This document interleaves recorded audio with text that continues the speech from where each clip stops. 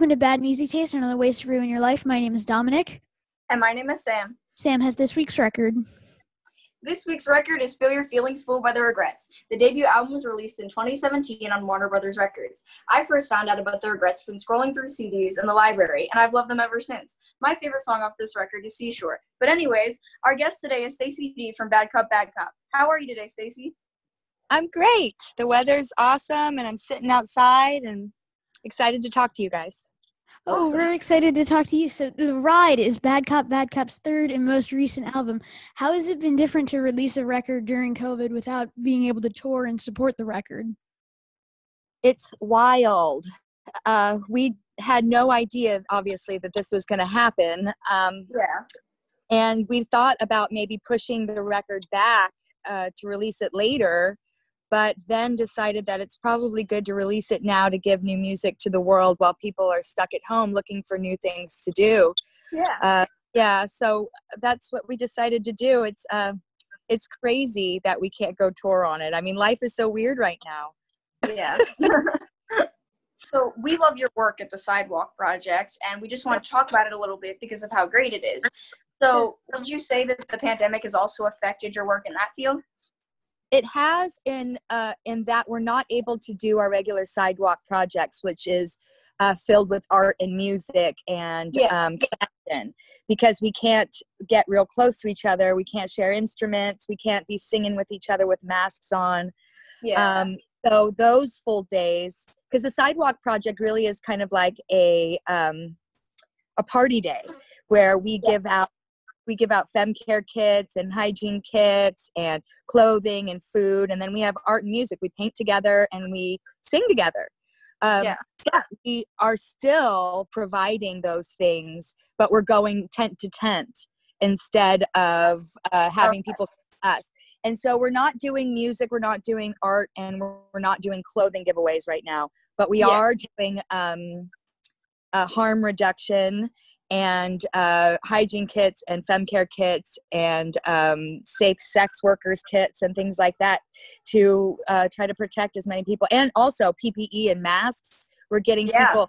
When this first started, we didn't, our houseless neighbors didn't even know it was going on.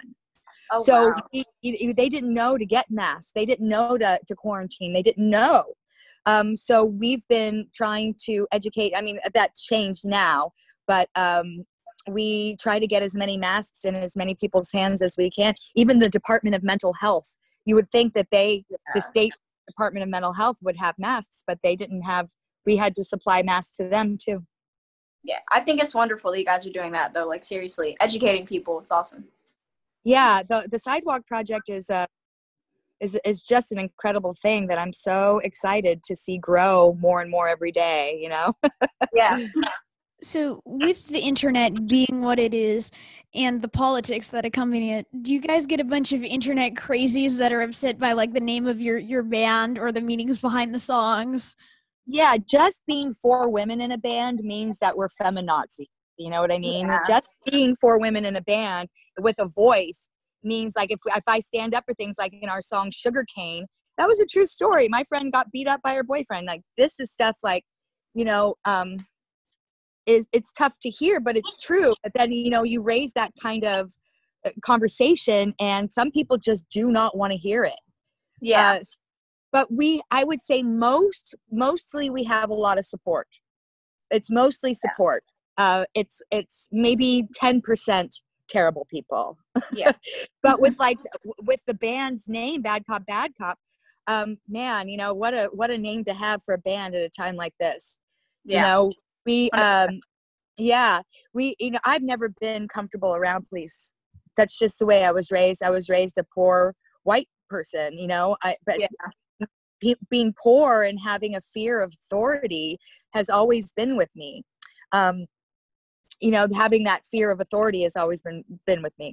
So Bad Cop, Bad Cop was a funny name for me. You know what I mean? But it's like, and then right in the midst of all of that, our account, our Instagram got hacked, and we lost our Instagram before the record came out, a week before the record came out. It was crazy. We didn't know if it was like, you know, people like so mad about the name that it's out, but it turns out it was somebody in Turkey just trying to get our followers. Yeah. Yeah. Yeah, because like you said, bringing up topics like that, it's really hard for me to accept sometimes, but it's what needs to be talked about because there needs to be a sort of awareness there. Yeah, and you know what? We're not saying that all cops are bad. They're not. But the ones that are good need to step up and speak out against the ones that are bad. Exactly. And we need reform, so there's greater education and training for anybody that wants to be a police officer. My ex-husband was a firefighter, and what he is a firefighter, but what he had to do to get that job was years of training. And the vetting behind being a firefighter is so much greater than just being a cop for some reason, but the cops are the ones with guns. It's crazy. So yeah, I think that there needs to be greater psychological testing, reform. We need to give money to help counselors and Department of Mental Health workers to help, people that are mentally ill out on the streets. Because I agree, there's 100%. a lot of drug addiction and there's just a lot of sadness. So we need help, not drugs. Switching up the topic a little bit, but as a songwriter, do the lyrics or the music come first for you? Music. Well, I shouldn't say that. Sometimes they come separately of each other. Sometimes I'll just write a bunch of lyrics and then I'll come up with music and I'll be like, what were those lyrics? Maybe I could fit those to that music. But usually music comes first. I've got something musically first. Lyrics are harder because it's not, a lot of people are vague and kind of just throw shit at the wall, and it's okay. It's up to the listener to make sense of it. For me, I'm very literal in my songs. So I think about it a lot, and I change lyrics a lot to make sure that it's the best that it can be before it's and that Mike from No Effects is one of my closest friends, and he is so great at that he pushes me. He'll be like, if there's one thing where he's like, Stacey, what does this mean? It's like, all right, I change that. You know what I mean? So, lyrics tend to be harder because you have to dig in and get in the weeds with it and figure out, what the song means. Have a story. So I myself hope to someday be a touring musician. What advice would you give to someone like me not wanting to fall into the stereotypical world of like sex, drugs, and rock and roll? Well, keep your head on. I'll be honest. I fell victim to all of that stuff. I really wanted to do was be a touring musician my whole life. But I kind of grew up with a family that made it okay to do drugs and stuff. And I would say, love yourself enough to believe in yourself, but also to protect yourself. You are good enough to walk through this life without having to hurt yourself that way. It seems fun at the time, but it really is detrimental to your well-being, like mentally and physically. The things that I have to fight back from are just so hard. So, take care of yourself, take care of your teeth. You know what I mean? Yeah. Take and eat well and love yourselves. Like the message in our record now, The Ride, is one of self-love. Like we've been through the ringer. We could blame other people. We could be angry. We could all the time, but that just makes our spirits sick. So it's better to take care of yourself and believe in yourself no matter what. No matter what. That was really good advice. Yeah, thank you. Thank you. My boyfriend, he was in a band that was huge. Like they have music on the radio that will never not be heard. And his band members did a lot of drugs, but he never did. And I'm jealous of that. Yeah. He took such good care of himself through all of that.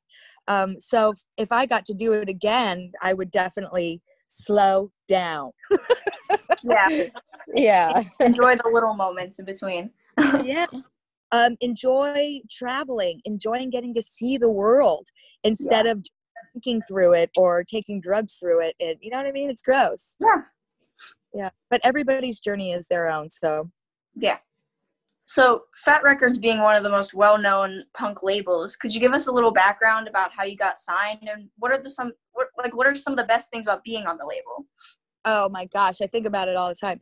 So I sang. Fat Mike has a musical called Home Street Home, and in its infancy, he wanted to try my voice out on some things, and because he's from San Francisco as well, and he was in San Francisco for a very long time. Fat Records is based out of San Francisco. I had known him from around the city, from around town, and he really always liked my voice. And was mildly interested in my bands.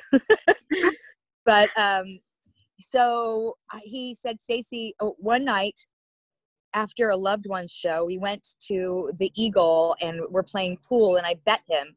I said, if you win, I'll have my then ex-husband was a radio DJ for the BBC in London. I said, I'll have him play your band, on show for a month straight. And if I win, you have to write a song that I get to sing on. And he kept his word. Oh, actually, he scratched on the 8 ball. He was about to win, and he scratched on the 8 ball, and I won. Yeah. So it was fate. You know, I took that risk. Definitely. And it was fate. And he wrote me a couple of days later and said he was going to fly me up to San Francisco to sing on the musical. And so when I was working on that one night, his ex-wife Soma, who is a great friend of mine, us three were hanging out, and Soma said, Mike, you should put out Stacey's band, like an EP. You don't have any women on the table right now. And he was like, that's a good idea. I'll come see you guys play. And we were going to play in the city 2 months later, and they were home and came to the show. And Mike signed us that night. Wow. It was incredible. Well, he said, if these girls sound good on that terrible PA system, I'm going to let them EP. And he let us EP, but then he called me 2 days later to say he was signing us and wanted to do a full record. And just like everything I had worked for so long. That's awesome. And what Fat Records gives you is the opportunity to travel and see the world and play music to our fans. Like, punk rock is a genre that will never go away. It's a subculture, culture. You know, people raise their children on it, and it's not going away. So we have a ready-made kind of fan base.